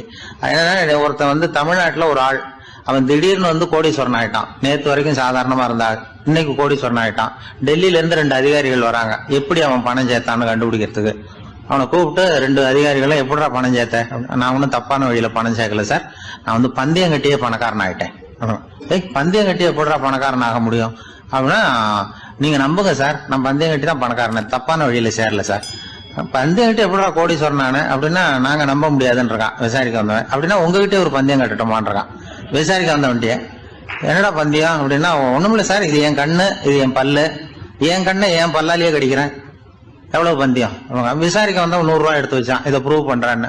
அப்படியே கண்ணை எடுத்துட்டான். அது பளிங்கு கண்ணு, ஏற்கனவே ஒரு கண்ணு பளிங்கு கண்ணு வச்சுனா எடுத்து கடிச்சு விட்டான். இது விசாரிக்க வந்தாலும் 100 ரூபாய் விட்டுட்டு நிக்கிறான். எப்படி பணம் சேர்த்தான்னு வந்தவன் உடனே இன்னொருத்தன், இவன்ட்ட என்னடா பேச்சு கொடுக்காரா, நம்ம பணம் தான் அங்க போயிட்டு இருக்கு, உனக்கு விசாரிக்க தெரியல, போடா நான் விசாரிக்கிறேன்னு அடுத்த வந்தான். அது நீ ஒழுங்கா சொல்றேன், எப்படிடா பணம் சேர்த்தேன் சார், நீங்க கொஞ்சம் புத்திசாலியா தெரியுது அவரை விட, நீங்களாவது நம்புங்க சார், பந்தயம் கட்டி தான் பணம் சேர்த்தேன், நான் நம்ப முடியாது. அப்படின்னா உங்ககிட்ட இன்னொரு பந்தயம் கட்டட்டுமா அப்படின்றான். வேண்டாம், அவனை ஏமாத்தி விட்டேன் அதனால வேண்டான்றான். இல்ல சார், அவரு ஏமாந்தது பொய் கண்ணு, பளிங்கு கண்ணுன்னு தெரியாது, ஏமாந்துட்டார். இப்போ உங்ககிட்ட பந்தயம் கட்டுறது நெஜம் கண்ணு, இந்த பக்கம் பளிங்கு கண்ணு கிடையாது, நெஜம் கண்ணு, இதை பல்லால கடிக்கிறேன் அப்படின்னா அவன் ஒரு 100 ரூபாய் எடுத்து வச்சான். இவன் அப்படியே பல்செட்டை கேட்டினான் தனியா, அப்படியே கேட்டு கடிச்சு விட்டான். அதையும் விட்டுட்டான். இவன் உடனே 2 பேரும் இவன்கிட்ட பேச பேச நம்ம பணம் தான் அவன்கிட்ட போயிட்டு இருக்கு, இவன் எப்படி பணம் சேர்த்தான்னு கண்டுபிடிக்கிறதுக்கு டெல்லியில இருந்து வந்திருக்கோம், இவன் மேற்கொண்டு பேசாத, பேச பேச பந்தயம் கட்டுவான். திரும்பி போறதுக்கு ரயிலுக்கு டிக்கெட் சரியா இருக்கா பாடுறான்றான். அவன் கரெக்டா எண்ணி பார்த்து கரெக்டா இருக்குப்பா, மேற்கொண்டு பேசாத, அவன்கிட்ட நம்ம போயிடுவோம், போய் நம்ம அதிகாரிகிட்ட சொல்லிடுவோம்னு சொல்லி போயிட்டு வரேன் சார் அப்படின்னு சொல்லிட்டு மரியாதை போயிட்டாங்க. போய் டெல்லியில பெரிய அதிகாரிகிட்ட போய், சார் அவன்கிட்ட வந்து விசாரிச்சு பார்த்தோம் சார், தமிழ்நாட்டுல பந்தயம் கட்டி தான் பணம் சேர்த்தேன்னு சாதிக்கிறான், எங்ககிட்ட ஒரு 200 ரூபாய் வாங்கிட்டான் சார் அப்படின்னு. அவருக்கு கோவம் வந்துட்டுது. இந்தியாவுக்கே தலைமை அதிகாரி, இதுக்காகவாடா நீங்க இருக்கீங்க, எத்தனை பேர் இருக்கீங்க உங்களை மாதிரி ஜூனியர் ஆபீசர்ஸ் நம்ம ஆபீஸ்ல இந்தியா பூரா விசாரிக்கிறதுக்கு அப்படின்னா 30 பேர் இருக்கோம் சார், 30 பேருக்கு அனுபவம் பத்தாது, நான் இந்தியாவுக்கே தலைமை அதிகாரி, அனுபவம் ஜாஸ்தி, உங்களுக்கு ட்ரைனிங் கொடுக்கணும் எப்படி ஒருத்தரை விசாரிக்கிறதுன்னு. 30 பேரும் ஒரு ரூம்ல வந்து உட்காருங்க, ஒரு ஆள் போய் அந்த ஆள் தமிழ்நாட்டுல இருந்து நீங்க கூப்பிட்டுட்டு வா, வர்ற வரைக்கும் அவன்கிட்ட பேசாதீங்க, பந்தயம் கட்டுவான், மெதுவா கொண்டு வந்து நிறுத்து அப்படின்னா ஒரு ஆள் வந்து ஸ்பெஷலா கூப்பிட்டு போட்டான். இது மாதிரி மேடையில நிறுத்திவிட்டு ஒரு தலைமை அதிகாரி 30 ஜூனியர் அதிகாரிகள் அவங்களுக்கு பயிற்சி கொடுக்குறார். இவனை பார்த்து, ஒழுங்கா சொல்லு, எப்படி பணம் சேர்த்த, நான் இந்தியாவுக்கே தலைமை அதிகாரி, என்கிட்ட உண்மையை ஒத்துக்கிட்டீங்கன்னா உன்னை அப்ரூவர் ஆக்கிடுவேன் அல்லது தண்டனையை குறைப்பேன், அந்த அதிகாரம்லாம் என்கிட்ட உண்டு, ஒழுங்கா சொல்லு அப்படிங்கிறார். அவர், சார் நீங்க இந்தியாவுக்கே தலைமை அதிகாரி, அனுபவம் ஜாஸ்தி, நீங்களாவது நம்புங்க சார், நான் பந்தயம் கட்டி தான் பணம் சேர்த்தேங்கிறான். இங்கேயே வந்து இப்படி சாதிக்கிறேன், உன்னை நம்ப முடியாதரா அப்படின்னா உங்ககிட்ட ஒரு பந்தயம் கட்டட்டுமா நானா அவர்கிட்ட போய், வேணாண்டா என் ஆளை ஏமாத்தி விட்டேன் அப்படின்னா. இல்ல சார், அவங்க ஏமாந்தது என் உடம்ப பத்தின ரகசியம், என் கண்ணு பளிங்கு கண்ணுன்னு தெரியாது, நான் பல்செட்டு கட்டியிருந்தது தெரியாது, ஏமாந்துட்டாங்க. இப்ப நான் உங்ககிட்ட கட்டுற பந்தயம் உங்க உடம்ப பத்தின ரகசியம். என் உடம்புல என்னடா ரகசியம், முதுகுல, உங்க முதுகுல 1 ரூபா அகலத்துக்கு கருப்பா ஒரு மச்சம் இருக்கு, உண்டா இல்லையானா, இல்லேன்னு தெரியும் அவருக்கு. இல்லடா நேத்து வரைக்கும் இல்ல சார், இப்ப இருக்குது மச்சம் அப்படின்னு உடனே 100 ரூபாய் எடுத்து வச்சார் அவர் தலைமை அதிகாரி. ஒரு 100 ரூபாய் வச்சு சட்டையை கட்டி காட்டுறாரு, மச்சம் இல்ல, இவன் தோத்துட்டான் இங்கிருந்து போனவன். உடனே 200 ரூபாய் எடுத்து வச்சுக்கிட்டு, தோழர்களே இப்படிதான் ஒருத்தரை விசாரிக்கணும், என்கிட்ட இவன் ஏமாந்துட்டான் பாருங்க, துருவி துருவி விசாரிக்கிறதுன்னு சொல்றாங்களே இதுதான் அப்படின்னு விளக்கம் கொடுத்தாரு. அப்போ இவன் மெதுவா ஆரம்பிச்சானா, சார் இந்த பந்தயத்துல உங்களுக்கு 200 ரூபாய் லாபம், ஆனா இதே பந்தயத்துல எனக்கு 2900 ரூபாய் லாபம் சார் அப்படின்றான். என்னடா பண்ண அப்படின்னு கேட்டிருக்காரு. உங்களுக்கு தெரியாம இந்த 30 பேர்கிட்டையும் தனித்தனியா ஒரு பந்தயம் கட்டியிருக்கேன். 30 பேர்கிட்ட என்னடா பந்தயம் கட்டினேன், ஒண்ணும் இல்ல சார், உங்க எல்லாரும் முன்னாடியும் உங்க மேல் அதிகாரியை சட்டையை கேட்ட வைக்கிறேன், உங்களுக்கு பந்தயம் கட்டினேன், போயிட்டு பூரா எனக்கு 2900 ரூபாய் லாபம். அவரு பார்த்தாரு, அதிர்ச்சி ஆயிட்டாரு.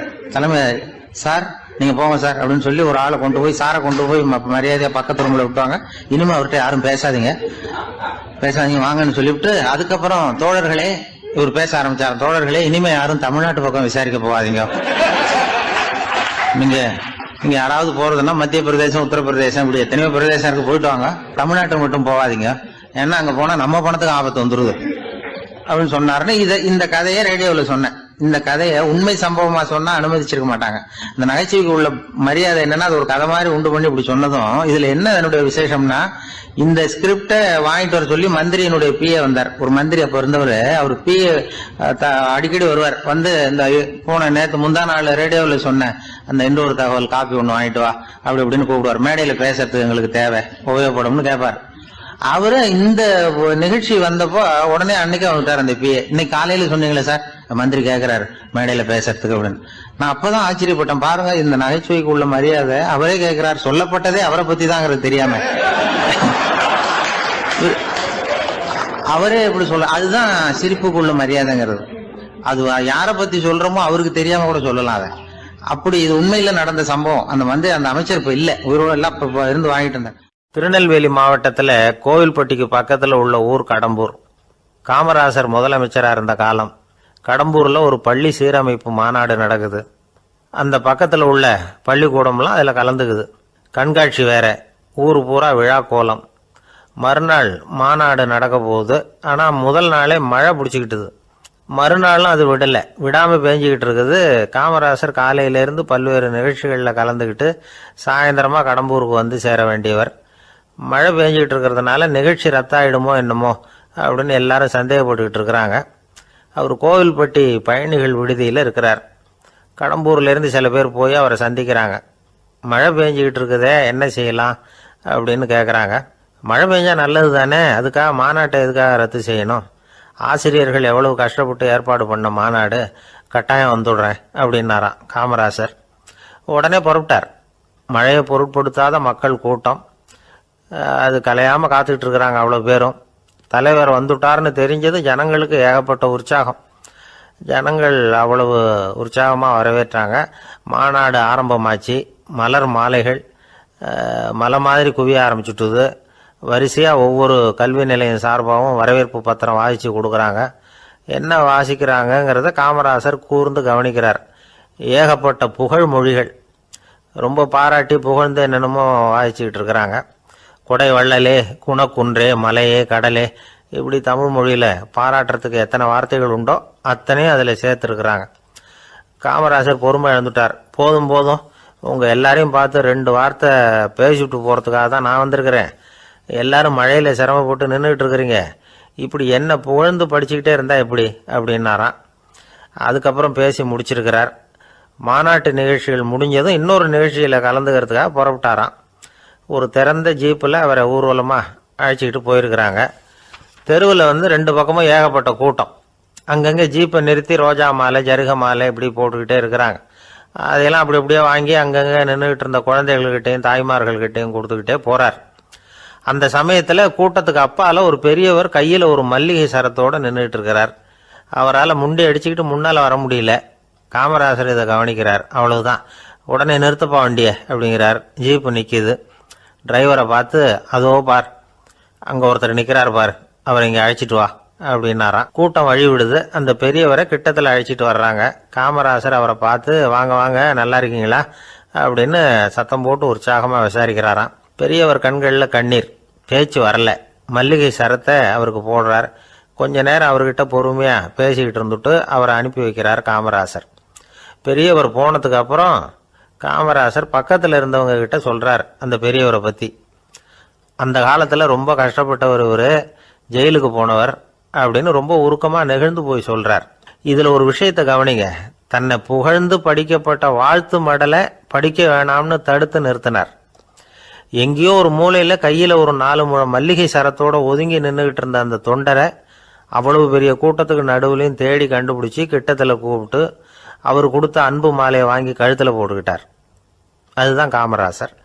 தோல்விகள் கூட அவரை கொஞ்சம் கூட பாதித்ததில்லை. ஒரு பொது தேர்தலில் அவர் தோற்று போகிறார். தொண்டர்கள்லாம் அழறாங்க. அதில் ஒருத்தர் மெதுவாக காமராசர்கிட்ட போய், என்ன தலைவரே, நீங்கள் கூட தோற்று போயிட்டீங்களே அப்படின்னு கலக்கமாக சொல்லியிருக்கிறார். அதுக்கு காமராசர், நான் கூட தோற்று போகிறதுக்கு பேர் தான்ப்பா ஜனநாயகம் அப்படின்னாராம். என்னுடைய நீண்டகால நண்பர் ஒருத்தர் வருஷம் தவறாமல் திருநள்ளாறு அப்படிங்கிற திருத்தலத்துக்கு போயிட்டு வர்றது வழக்கம். அங்கே என்ன சார் விசேஷம்னு கேட்கறது உண்டு. என்ன இப்படி கேட்குறீங்க? சனி பகவான் நலன் விருப்பப்படி அங்கே தானே எழுந்தருளி இருக்கிறார். அவரை போய் பார்த்து ஒரு கும்பிடு ஓட்டுட்டு வந்தா நம்ம பிடிச்சிருக்கிற சனியெல்லாம் விலகும் அப்படிம்பார். சத்தம் போட்டு சொல்லாதீங்க சார், வீட்டில் வேற யார் காதிலையாவது இது விழுந்துற போது அப்படின்னு சொல்கிறது உண்டு வர்றவங்க. இப்போது நான் சொல்கிறதுல உள்ள நியாயத்தை புரிஞ்சுக்கிட்டு அவரும் கொஞ்சம் எச்சரிக்கை உணர்வோட நமக்கு நன்றி சொல்லுவார்னு வச்சுங்களேன். அதாவது பார்வை மூலமாகவே.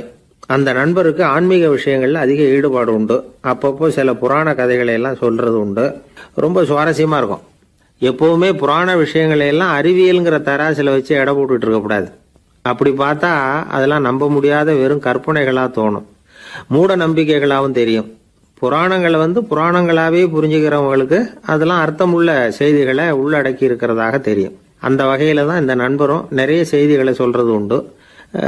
சனியை போல கொடுக்கிறவனும் இல்லை, சனியை போல கெடுக்கிறவனும் இல்லை அப்படின்னு சோதிடர்கள் சொல்லுவாங்க.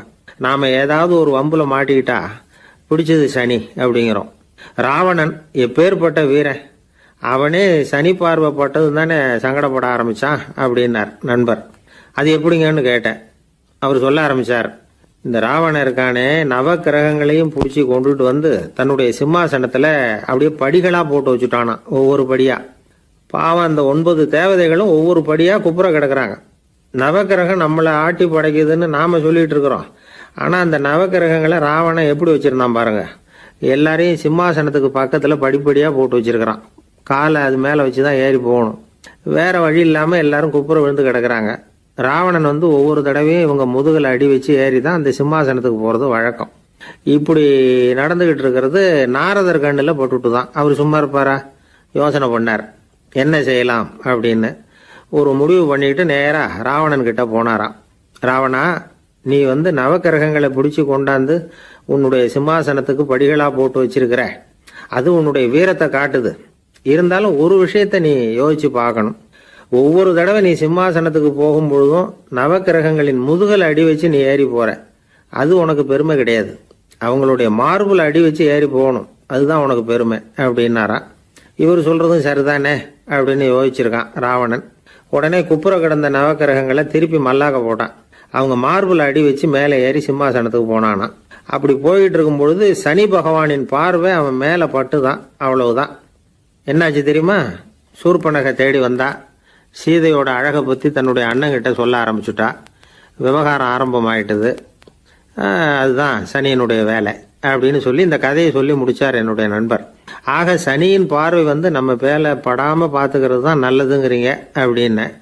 ஆமாம் சார், இப்போ கூட நான் வந்து உங்கள் வீட்டுக்கு வந்திருக்கிறதே ஒருத்தருடைய பார்வை என் மேலே படக்கூடாதுங்கிறதுக்காகத்தான் அப்படின்னார்.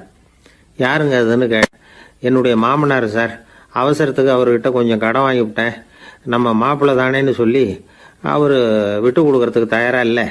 இன்னைக்கு இப்போ அவர் எங்கள் வீட்டுக்கு வரக்கூடிய நேரம், அதுதான் அவர் பார்வையிலேருந்து படாமல் தப்பிக்கலாங்கிறதுக்காக இங்கே வந்துட்டேன் அப்படின்னார். பார்வை படணும்னு இருந்தால் பட்டுத்தான் தீரும் போல இருக்கு அப்படின்னா. என்ன சார் சொல்கிறீங்கன்னார் ஒன்றும் புரியாமல். நீங்கள் இங்கே தான் வருவீங்கன்னு அவருக்கு ஏற்கனவே தெரியும் போல இருக்கு. அதனால் உங்களுக்கு முன்னாடியே உங்கள் மாமனார் இங்கே வந்துட்டார். அதுவும் அந்த பீரோவுக்கு பக்கத்தில் தான் பின்னாடி மறைஞ்சு நின்றுட்டு இருக்கிறார் அப்படின்னு. சீடன் வெளியூர் புறப்படுறதுக்கு தயாராக இருந்தான். ரொம்ப தூரம் போக போகிறான். திரும்பி வர நாளாகும். புறப்படுறதுக்கான ஆயத்த வேலைகளில் ஈடுபட்டிருந்தான். அந்த சமயம் பார்த்து இன்னொரு சீடன் அவங்கிட்ட வந்தான். நம்ம குரு உன்னை அழைச்சிட்டு வர சொன்னார் வா அப்படின்னு கூப்பிட்டான். இவன் உடனே புறப்பட்டு போனான். குருநாதரை பார்த்தான். அவர் காலில் விழுந்து வணங்கினான். வணங்கிவிட்டு எழுந்திரிச்சான். அவ்வளவுதான். குரு ஏதாவது உபதேசம் பண்ணுவாருன்னு எதிர்பார்த்தான். ஆனால் நடந்தது என்ன தெரியுமா? குரு அவனுக்கு ஓங்கி ஒரு அடி கொடுத்தார். எதிர்பாராம இந்த அடியை வாங்கினதும் அந்த சீடன் அதிர்ந்து போயிட்டான். பக்கத்தில் இருந்த மற்ற சீடர்களும் திகைச்சு போய் நின்றுட்டாங்க. அடி வாங்கின சீடனுக்கு மனசுக்குள்ள குழப்பம். நாம என்ன தப்பு பண்ணணும்? புறப்படுற நேரத்துல இப்படி குரு கிட்ட அடி வாங்குற மாதிரி ஆயிட்டுதே அப்படின்னு நினைச்சு மனசுக்குள்ள ரொம்ப வேதனைப்பட்டான். கொஞ்சம் துணிச்சலை வரவழைச்சுக்கிட்டு குருநாதர்கிட்டயே கேட்டுட்டான். சுவாமி, நான் என்ன தப்பு பண்ணினேன்? என்னை இப்படி அடிச்சுட்டீங்களே. ஒரு வார்த்தை கூட உங்களை எதிர்த்து நான் பேசினது இல்லையே. இவ்வளவு காலமா உங்க விருப்பத்துக்கு விரோதமா ஒரு காரியம் கூட நான் செஞ்சது இல்லையே. வந்ததும் வராததுமா ஒண்ணுமே சொல்லாம என்ன அடிச்சுட்டீங்களே. குருவே, நான் செஞ்ச குற்றம் தான் என்ன அப்படின்னு கண்ணீரோட பரிதாபமா கேட்டானா அந்த சீடன். ஆனா அந்த குரு முகத்துல கொஞ்சம் கூட கோபம் இல்லை. அவர் சிரிச்சுக்கிட்டே நின்றுகிட்டு இருந்தாராம். அதுக்கப்புறம் சொன்னாராம், என்னுடைய அருமை சீடனே, நீ ஒரு தவறும் பண்ணல. நான் உன்னை அடிச்சது நீ ஏதோ தப்பு பண்ணிவிட்டேங்கிறதுக்காக இல்லை. நீண்ட பயணம் போக போறேன். ஞாபகமா ஏதாவது கொடுத்து அனுப்ப வேணாமா? நீ ஞானம் பெற்ற பிறகுதான் திரும்பி வர போறேங்கிறது எனக்கு தெரியும். அதுக்கு பிறகு உன்னை வந்து அடிக்க முடியுமா? அதனால இப்ப கிடைச்சிருக்கிற இந்த வாய்ப்பை பயன்படுத்திக்கிட்டேன். அப்போதைக்கு இப்பவே அடிச்சுட்டேன், அவ்வளவுதான், வேற ஒண்ணும் இல்லை அப்படின்னாராம். குரு சிரிச்சுக்கிட்டே இப்படி சொல்றார். இருந்தாலும் இதுவும் ஒரு உபதேசம் தான். அதிர்ச்சிகளால வந்து விழிப்படைய வைக்கிறதும் ஒரு வழிதான். இது வந்து ஜென் வழி. பெரும்பாலும் அதிர்ச்சியின் மூலமாகவே ஞான தரிசனத்தை அருள்கிறவர்கள் தான் ஜென் குருமார்கள். நம்ம தியானம் தான் ஜென். இந்தியாவிலிருந்து இது சீனாவுக்கு போய் கொஞ்சம் பேர் மாறி வளம் பெற்று ஜப்பான்ல ஜென் ஆகி வளர்ந்துருக்குது, அவ்வளவுதான். ஜென்கிறது தியானம். எதை நினைச்சும் தியானிக்கிறது இல்லை, எல்லாத்துலயும் தியானம் இருக்கிறதா சொல்லுது ஜென். பேசுறது, இருக்கிறது, நடக்கிறது, சாப்பிடுறது, சிரிக்கிறது, தூங்குறது, தொழில் செய்யறது அல்லது சும்மா இருக்கிறது எல்லாமே தியானம் தான். சென்கிறது ஒரு சுய தரிசனம், தன்னைத்தானே அடையாளம் கண்டுகொள்கிறது தான் அது. இல்லாத எதையும் தேடி கண்டுபிடிக்கிறது இல்ல. சென் மார்க்கத்தை பத்தி ஓஷோ என்ன சொல்றாரு தெரியுமா? காணாமல் போன தன்னுடைய மூக்கு கண்ணாடி தன்னுடைய மூக்கின் மேல் இருப்பதை கண்டுகொள்வது போன்றது சென் அப்படிங்கிறார். நம்மால் இன்னொருத்தர் முகத்தை ரொம்ப நேரமா உத்து பார்த்துக்கிட்டு இருந்தார். என்ன பாக்குறீங்கன்னாரு அவரு. நீங்க போட்டிருக்கீங்களே மூக்கு கண்ணாடி, அதை தான் பாக்குறேன்னாரு இவரு. நீங்க அப்படி பாக்குறதுக்கு விசேஷ காரணம் ஏதாவது உண்டான்னு கேட்டார் இவர். உண்டுன்னார். என்னன்னு கேட்டார். நேத்திக்கு காணாம போன என்னோட மூக்கு கண்ணாடி அது அப்படின்னாராம் இவர். ஒருத்தர் ரொம்ப கவலையோட வந்தார். ஏன் இப்படி ஒரு மாதிரியா வர்றீங்க அப்படின்னு கேட்டேன். அவர் என்ன நிமிர்ந்து பார்த்தார். என்னை பார்த்து ஒருத்தன் பைத்தியம்னு சொல்லிவிட்டான் சார். அவன் அப்படி சொன்னதுக்கு அப்புறம் தான் நான் இப்படி ஆயிட்டேன்னாரு. அதுக்காக நீங்க பெருமைப்படுங்க, வருத்தப்படாதீங்கன்னு. அவருக்கு ஒன்னும் புரியல. அவரு என்ன ஒரு மாதிரியா பார்க்க ஆரம்பிச்சுட்டார்.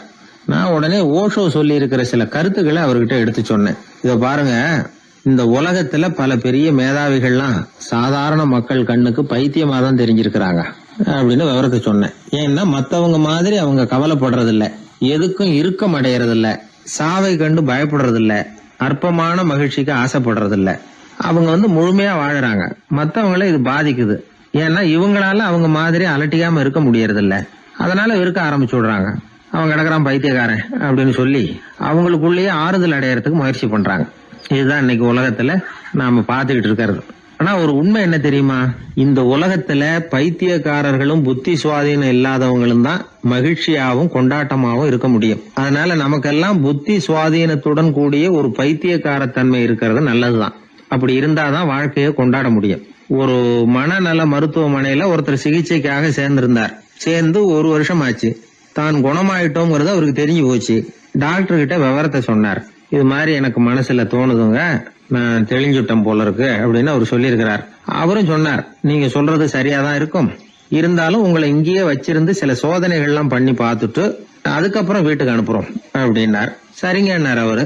அதே மாதிரி அவரை மேற்கொண்டு கொஞ்ச நாள் தங்க வச்சு சோதனைகள்லாம் பண்ணி பார்த்துட்டு இவர் சொல்றது உண்மைதான்னு தெரிஞ்சது. இவர் புத்தி சுவாதீனம் சரியா இருந்தது, இவர் நல்ல நிலைமைக்கு வந்துட்டாருங்கிறது டாக்டருக்கு புரிஞ்சது. அதுக்கப்புறம் சரி, நீங்க சொன்னது சரி, இனிமே நீங்க வீட்டுக்கு போகலாம் அப்படின்னு சொல்லி அனுப்பி வச்சார். இவர் வீட்டுக்கு வந்துட்டார். அதுக்கப்புறம் இவர் தன்னுடைய அனுபவங்களை சொன்னாராம். எப்படி இருந்தது மருத்துவமனை வாழ்க்கை அப்படின்னு கேட்டிருக்கிறாங்க நண்பர்கள்லாம். அப்போ இவர் சொன்னாராம், இத பாருங்க, நான் 1 வருஷம் பைத்தியங்களோட பைத்தியமா வாழ்ந்தேன். அதுல கொஞ்சம் கூட எனக்கு சிரமம் தெரியல. அந்த 1 வருஷமும் 1 வினாடியா போனது மாதிரி இருக்குது. ஆனா நான் புத்தி தெளிஞ்சதுக்கு அப்புறம் 1 வாரம் அவங்களோட இருந்தேன் பாருங்க, அந்த 1 வாரம் தான் எனக்கு ஒரு யுகமா தெரிஞ்சது. அவ்வளவு கஷ்டப்பட்டேன் அப்படின்னாராம். அதனால ஒரு கூட்டத்திலிருந்து வேறுபட்டு வாழறதுங்கிறது கொஞ்சம் சிரமம் தான். பைத்தியங்களுக்கு மத்தியில பைத்தியமா இருந்துடலாம், பைத்தியங்களுக்கு மத்தியில புத்தி சுவாதீனம் உள்ளவனா இருக்கிறதுக்கு ரொம்ப சாமர்த்தியம் தேவைப்படுது. அதனாலதான் இந்த உலகத்துல நாம வாழும் பொழுது மற்றவர்களை அனுசரிச்சு வாழணும். பைத்தியங்களுக்கு மத்தியில பைத்தியமா இருந்தாதான் சுகம் அப்படிங்கிறது தான் இவங்க சொல்ல வர்ற உண்மை. ஹிட்லர் ஒரு சமயம் ஒரு பைத்தியக்கார ஆஸ்பத்திரிக்கு போனாராம் பார்வையிடறதுக்காக. மன நோயாளிகளை எல்லாம் வரிசையா நிறுத்தி வச்சிருந்திருக்கிறாங்க. அவர் வந்த உடனே எல்லாரும் ஹிட்லர் வாழ்கன்னு கத்தணும் அப்படின்னு அங்க உள்ள டாக்டர் சொல்லி வச்சிருக்கிறார். ஏற்கனவே சொல்லி வச்சிருக்காரு, ஹிட்லர் வரப்போறார், வந்தது எல்லாரும் ஹிட்லர் வாழ்கன்னு நீங்க சொல்லணும், கத்தணும் சொல்லி வச்சிருக்காரு. சரின்ட்டு நிக்கிறாங்க. ஹிட்லர் வந்தார். சொல்லி வச்சது மாதிரி எல்லாரும் கத்தினாங்க, ஹிட்லர் வாழ்கன்னு. ஒருத்தர் மட்டும் கத்தாம அமைதியா நின்றுகிட்டு இருந்தார். ஹிட்லர் அவர்கிட்ட போய், ஏன் நீங்க மட்டும் ஹிட்லர் வாழ்கன்னு சொல்லாம நிக்கிறீங்கன்னார். அதுக்கு அவர் மெதுவா, நான் பைத்தியக்காரன் இல்ல, டாக்டர் அப்படின்னாராம். அதனால பைத்தியங்களோடு பைத்தியமா வாழறதுங்கிறது ஒரு சுகம். இந்த உலகத்துல ஏற்கனவே நான் சொன்னது மாதிரி பைத்தியக்காரர்களும் புத்தி சுவாதீனம் இல்லாதவங்களும் தான் மகிழ்ச்சியாகவும் கொண்டாட்டமாகவும் இருக்க முடியும். அதனால புத்தி சுவாதீனத்துடன் கூடிய ஒரு பைத்தியக்காரத்தன்மை நமக்கு தேவை. அந்த நுட்பத்தை புரிந்து கொண்டு நம்முடைய வாழ்க்கையை நாம கொண்டாடுவோம். ஒரு ராஜா இருந்தார். அவர் ஒரு பெரிய கோயில் கட்டினார். பல ஊர்கள்ல இருந்து சிற்பிகள்லாம் கொண்டுகிட்டு வந்தார். அழகழகா சிற்பங்களை செய்ய சொன்னார். ஊர்ல உள்ள ஜனங்களும் கோயில் கட்டுறதுக்கு அவங்களால முடிஞ்ச உதவியை செஞ்சாங்க. ராத்திரி பகலா வேலை நடக்குது. கோயில் கொஞ்சம் கொஞ்சமா வசந்துகிட்டே வந்துட்டுது. அந்த ஊர்ல ஒரு வயசான அம்மா இருந்தாங்க, ரொம்ப ஏழை. அவங்களுக்கு மனசுக்குள்ள ஒரு உறுத்தல், இந்த ஊர்ல எல்லாரும் இந்த கோவில் கட்டுறதுக்கு அவங்களால முடிஞ்ச உதவியை பண்ணிட்டு இருக்கிறாங்க, நம்மளால ஒன்றும் பண்ண முடியலையே அப்படின்னு நினைச்சு கவலைப்பட்டாங்க. அவங்களுக்கு மனசு கேட்கல, ஏதாவது செய்யணும் நம்மளால முடிஞ்சது. அப்படின்னு யோசனை பண்ணாங்க.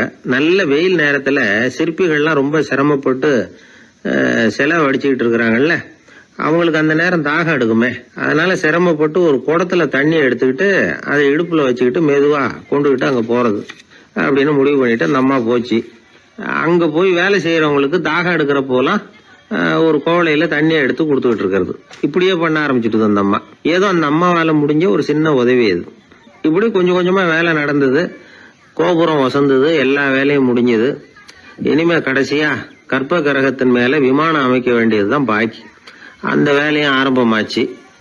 அந்த சிற்பிகள்லயே அனுபவசாலியான ஒருத்தர் இந்த அம்மாவை தேடிட்டு வந்தார். பாட்டி, உங்ககிட்ட இருக்கிற ஏதாவது ஒரு பொருளை கொடுங்க, அந்த விமானத்துல வைக்கலாம் அப்படின்னு நாங்க நினைக்கிறோம் அப்படின்னார். இந்த அம்மாவுக்கு ஒன்றும் புரியல.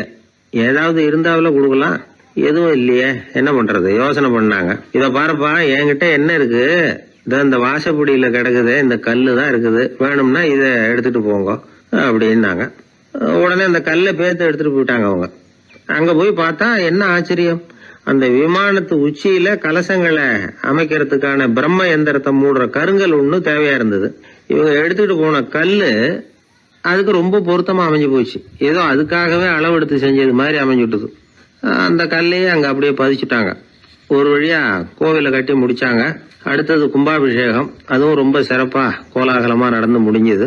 இவ்வளவையும் பார்த்த அந்த ராஜாவுக்கு மனசுக்குள்ள ரொம்ப பெருமையா இருந்தது.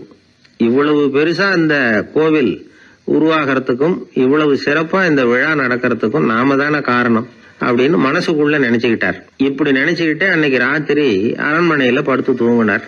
உடனே ஒரு கனவு. ஆண்டவனே அந்த ராஜாவோட கனவுல வந்தார். ராஜா ஆண்டவனை வணங்கினார். இறைவா, உங்களுக்காக நான் கட்டி இருக்கிற கோவில் எப்படி இருக்குது, நல்லா இருக்குதா அப்படின்னு கேட்டார் ராஜா. அதுக்கு இறைவன் சொன்ன பதில் என்ன தெரியுமா, நீ கட்டின கோவில்ல அந்த கிழவியோட நிழல்ல நான் சுகமா இருக்கிறேன் அப்படின்னாராம். இப்படி சொல்லிவிட்டு கடவுள் மறைஞ்சிட்டார். கனவு கலைஞ்சது. ராஜா விசாரிச்சார், யார் அந்த கிழவி அப்படின்னு. எல்லாரும் விவரத்தை சொன்னாங்க. அப்பதான் ராஜா நினைச்சு பார்த்தார், இந்த கோவிலை நானே கட்டினதாக ரொம்ப பெருமைப்பட்டுக்கிட்டேன். ஆனா அந்த வயசான அம்மா வீட்டு வாசல்ல கிடந்த கல்லு அது இறைவனுக்கு சுகமான நிழல் கொடுக்கறதாக சொல்றாரு அப்படிங்கறத எண்ணி பார்த்தார். நான்கிற எண்ணம் நழுவி போயிட்டுதான். கோபுரம் எவ்வளவு பெருசுங்கிறது முக்கியம் இல்ல, குணம் எவ்வளவு பெருசுங்கிறது தான் முக்கியம். அந்த வயசான அம்மா நம்ம நாட்டுல வாழறது தான் நமக்கு உண்மையான பெருமை அப்படின்னு நினைச்சாராம் ராஜா. இந்த காலத்திலயும் ஒரு ஊர்ல ஒரு கோவில் கட்டினாங்க. எல்லா ஜனங்களும் அவங்களால முடிஞ்சதை செஞ்சாங்க.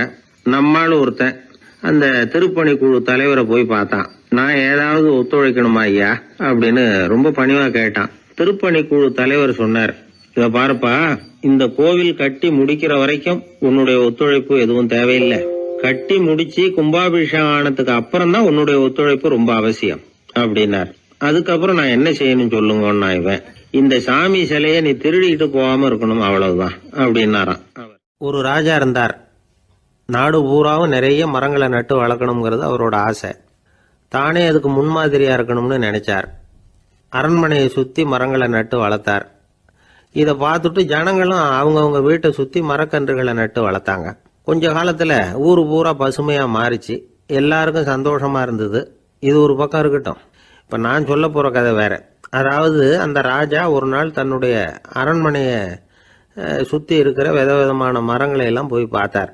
எப்படி இருக்கிறீங்க அப்படின்னு ஒவ்வொரு மரத்துக்கிட்டையும் விசாரிச்சாராம். எந்த மரமும் சந்தோஷமா இருக்கிறதா தெரியல. அதுக்கும் மனசுல ஒரு குறை.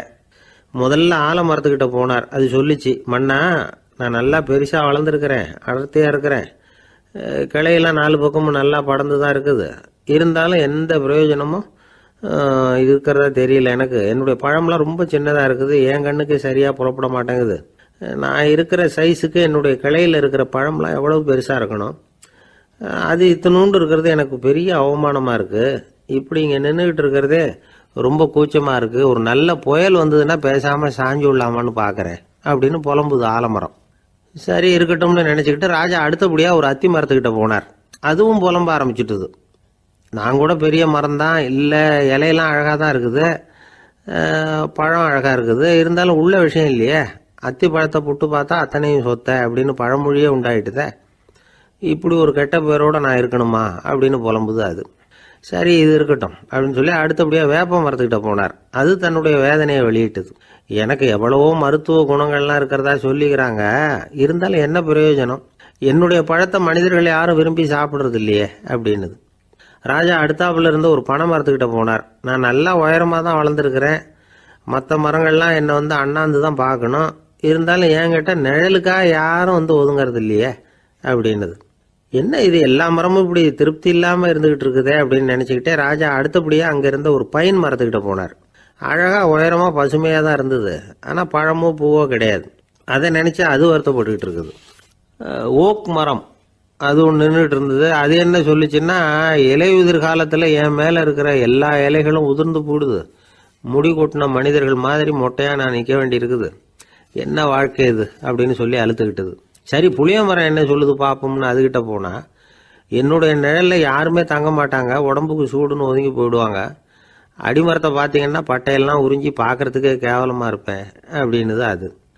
முருங்கை மரம் என்ன சொல்லிச்சு தெரியுமா, என்னுடைய இலை காயெல்லாம் சாப்பிட்றவங்களுக்கு சத்து கொடுக்கறது வாசம்தான், ஆனால் என் உடம்புல சத்தே கிடையாது, கொஞ்சம் வேகமாக காற்று அடிச்சதுன்னா முறிஞ்சி விழுந்துடுறேன், என்ன வாழ்க்கை இது அப்படின்னு சொல்லி அது வருத்தப்பட்டது. ராஜா யோசனை பண்ணார், என்ன இது மரங்கள் பூமியின் வரங்கள்னு சொல்கிறோம், மழை பெய்யறதுக்கு அதுதான் காரணம், பூமி செழிப்பாக இருக்கிறதுக்கும் அதுதான் காரணம், வீடு கட்டுறதுக்கு மரம், நாற்காலி செய்ய உபயோகப்படுத்துறதுக்கும் அதுதான் உபயோகப்படுது, மனுஷனுக்கு வேண்டிய ஆகாரங்களையும் கொடுக்குது, இப்படிலாம் இருந்தும் எல்லா மரமும் நிம்மதி இல்லாமல் இருந்துகிட்டு இருக்குதே அப்படின்னு நினைச்சார். அப்போ அங்கே இருந்த ஒரு மகிழ மரம் அவர் கண்ணில் பட்டுது. அந்த மரம் மட்டும் கொஞ்சம் நிம்மதியாக மகிழ்ச்சியாக இருக்கிறது மாதிரி தெரிஞ்சுது. உடனே ராஜா அதுகிட்ட போனார். உனக்கு மனசில் எதுவும் குறை இல்லையான்னு கேட்டார். இல்லை, நான் சந்தோஷமாக தான் இருக்கேன்னு அந்த மகிழ மரம். அப்படியான்னு ஆச்சரியமாக கேட்டார் ராஜா. ஆமாம் மன்னா, இந்த இடத்துல நீங்கள் ஒரு முருங்கை மரத்தையோ வேப்ப மரத்தையோ கூட நட்டிருக்கலாம், ஆனால் இந்த இடத்துல நடுறதுக்கு என்ன தேர்ந்தெடுத்திருக்கிறீங்க, அதுவே எனக்கு பெருமை, அதுவே எனக்கு திருப்தி அப்படின்னு தான் மகிழ மரம். மகிழ மரம் சாதாரணமாக தான் இருக்கும், இளம் மஞ்சள் நிறத்தில் பூக்கள், அது காய்ந்தும் மனம் வீசும். மகிழ மரம் மாதிரி மன திருப்தியோடு வாழறதுக்கு நாம் கற்றுக்கணுமா. நாம் இந்த உலகத்தில் ஒரு நாயாவோ நரியாவோ கூட பிறந்திருக்கலாம், மனுஷனாக பிறந்திருக்கிறோம், அதுவே பெருமை தானே. இந்த நிறைவு தான் மகிழ்ச்சியின் ரகசியம். ஒரு பையன் அப்பா கிட்ட போய், அப்பா நீங்கள் இந்த உலகத்தில் ஒரு மனுஷனாக பிறந்தது என்னோட அதிர்ஷ்டம் நானா. ஏண்டா அப்படி சொல்கிறேன்னு இருக்கார் அப்பா. நீங்கள் ஒரு கரடியாக பிறந்திருந்தா இந்நேரம் நானும் ஒரு கரடி குட்டியாக தானே இருந்திருப்பேன் அப்படின்னு நானா பையன். ஒருத்தர் ரொம்ப கவலையோடு உட்காந்துருந்தார். எதை பற்றி சார் கவலைப்படுறீங்கன்னு கேட்டோம். எதிர்காலத்தை பற்றி கவலைப்படுறேன்னார். ஏன்னு கேட்டோம். என்ன பண்ணுறதுன்னே தெரியல சார், எதிர்காலம் ஒரே இருட்டாக இருக்குது, பாதையே புரியலன்னார். இன்னைக்கு நம்ம இளைஞர்கள் பல பேருக்கு எதிர்காலம் இருட்டாக தான் தெரியுது. அவங்கெல்லாம் இந்த கதையை கொஞ்சம் கேட்கணும். ஒரு மலை அடிவாரத்தில் ஒரு சின்ன கிராமம். அந்த மலை ரொம்ப உயரமானது, அடர்த்தியாக செடி கொடிகள் மரங்கள் அதில் மண்டி கிடக்குது. பகல் வேளையில் இருட்டாக தான் இருக்கும், அவ்வளோ அடர்த்தி. அந்த மலை உச்சியில் ஒரு கோவில். நாள் ராத்திரியே புறப்பட்டாதான் காலையில் அந்த கோயிலுக்கு போய் சேர முடியும். கிராமத்து இளைஞன் ஒருத்தன் அந்த மலை உச்சிக்கு போக வேண்டியிருந்தது. கையில் ஒரு விளக்கை எடுத்துக்கிட்டு நாள் ராத்திரியே புறப்பட்டான். புறப்பட்டு போனவன் கிராமத்து எல்லையிலேயே நின்றுட்டான். ஏன் தெரியுமா? அவன் கையில் இருந்த விளக்கோட வெளிச்சம் 10 அடி தூரத்துக்கு தான் தெரியுது.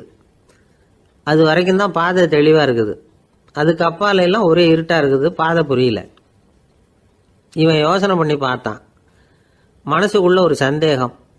10 அடி தூரம் தானே வெளிச்சம் தெரியுது, அப்படின்னா நாம் 10 அடி தூரம் தானே போக முடியும், அதுக்கு அந்தாண்ட ஒரே இருட்டாக இருக்குது, அதில் எப்படி நாம் நடந்து போகிறது, நாம் ரொம்ப தூரம் நடந்து போய் ஆகணுமே, அப்படிப்பட்ட நினப்பெல்லாம் அவனுக்கு வந்துவிட்டது. இதுதான் அவன் மனசில் ஏற்பட்ட தயக்கம். இப்படி யோசிச்சுக்கிட்டே அந்த இளம் ஆசாமி புறப்பட்ட இடத்துலேயே நின்றுக்கிட்டு இருக்கிறான். அந்த சமயத்தில் ஒரு வயசான பெரியவர் அந்த பக்கமாக வந்தார். அவர் கையில் இதை விட சின்னதாக ஒரு விளக்கு வச்சுருந்தார்.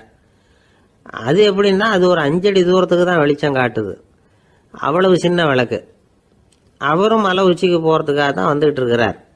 அவரை பார்த்து இவன் கேட்டான், என்ன பெரியவரே, இவ்வளவு சின்ன விளக்க வச்சுக்கிட்டு அவ்வளவு தூரத்துக்கு எப்படி மலையேற போகிறீங்க அப்படின்னு கேட்டான். நீ ஏன் இப்படி தயங்கிட்டே நிற்கிறேன்னு கேட்டார் பெரியவர். என்கிட்ட இருக்கிற விளக்கு 10 அடி தூரத்துக்கு தான் பாதையை காட்டுதுன்னா. இப்போ பெரியவர் சொன்னார், தம்பி, உன் கையில் இருக்கிற விளக்கு கொடுக்குற வெளிச்சத்தை வச்சு நீ முதல்ல 10 அடி தூரம் முன்னாடி போ. 10வது அடியில் போய் நின்றுக்கிட்டு பாரு. மறுபடியும் ஒரு 10 அடி தூரத்துக்கு பாதை தெரியும். இப்படி உன் கையில் இருக்கிற விளக்கு தொடர்ந்து வெளிச்சம் காட்டிக்கிட்டே இருக்கும். நீ முன்னேற முன்னேற அந்த வெளிச்சமும் முன்னேறும். அதனால் எத்தனை கிலோமீட்டர் தூரம் வேணும்னாலும் நீ இந்த 10 அடி தூரம் வெளிச்சத்தை வச்சுக்கிட்டே நீ போயிடலாம், புறப்படு அப்படின்னார். இப்போ தான் அந்த பெரியவர் சொன்னது இளைஞனுக்கு பளிச்சுன்னு புரிஞ்சுதான். உடனே உற்சாகமாக புறப்பட்டான், உச்சிக்கு போய் சேர்ந்தான். இந்த கதையிலேருந்து நாம் புரிஞ்சிக்க வேண்டியது என்ன தெரியுமா? நீண்ட கால திட்டம் ஒன்று போடும் பொழுது நமக்கு முன்னாடி இருக்கிறத மறந்துட்டு மனசை போட்டு குழப்பிக்க கூடாது. உங்கள் கையில் என்ன இருக்கோ அதுலேயே உங்கள் எதிர்காலம் மறைஞ்சிருக்குது. கண் முன்னாடி தெரியறத வச்சு ஆரம்பிங்க, போக போக வழி தானா புலப்படும் அப்படிங்கிறார் ஒரு பெரியவர். பெரிய பயணங்களையெல்லாம் இப்படி தான் நடத்த வேண்டியிருக்கும். ஒவ்வொரு அடியாக எடுத்து வச்சா ஓடி போய் சேர்ந்து விடலாம். மலைச்சி போய் நின்றுட்டா நின்றுக்கிட்டே இருக்க வேண்டியது தான். நம்ம ஆள்லாம் ரொம்ப மோசமாக இருக்கிறாங்க. ஒருத்தன் அப்படி தான் நீண்ட தூர பிரயாணம் ஒன்று புறப்பட்டான். ரயில் போய்கிட்டே இருந்தது. கொஞ்சம் தூரம் போச்சு, பாதி வழியில் கையில் வச்சுருந்த டிக்கெட்டை காற்றுல விட்டுட்டான். ஐயோ என் டிக்கெட்டு போயிட்டுதே அப்படின்னு கத்த ஆரம்பிச்சுட்டான். பக்கத்தில் இருந்த பெரியவர் அவனை பார்த்து பரிதாபப்பட்டு, கவலைப்படாத தம்பி, போனா போகுது, வேற டிக்கெட் வாங்கிக்கலாம் அப்படின்னு ஆறுதல் சொன்னார்.